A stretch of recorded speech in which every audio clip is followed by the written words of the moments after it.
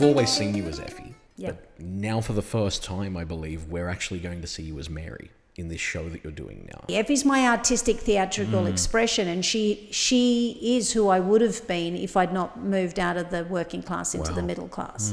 So it's a love letter to the first 10 years of my life, really.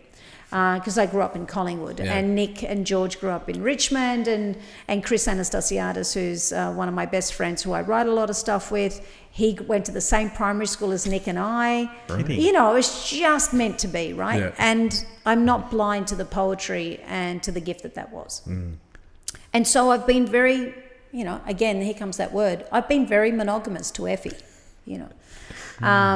But the time has come for me just momentarily to step away from the puppet, Right. and to reveal the puppeteer. Weirdly, I did start off my acting career as a puppeteer before Effie Seriously? was built. Kidding? Yeah, I was Wow. actually, my first Wow. professional acting job was as a puppeteer Wow. for an awesome theatre company called Handspan Theatre. So now I've had this real life puppet that has been my mouthpiece for all that matters to me. Yep.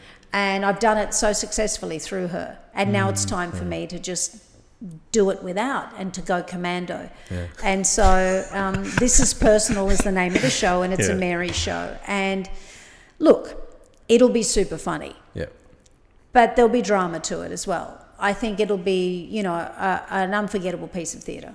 Well, that's what I'm working towards day and night. So Fantastic. Well, Michael Parkinson tells a story about trying to get the great Peter Sellers onto his show. And Peter Sellers just kept knocking him back, saying, "No, I'm not going to do it. I'm not going to do it." And eventually, you know, Parky said to him, why won't you do it? And he eventually had to admit, he goes, I don't know how to go on stage as myself. Is there any element of that for you? Of course.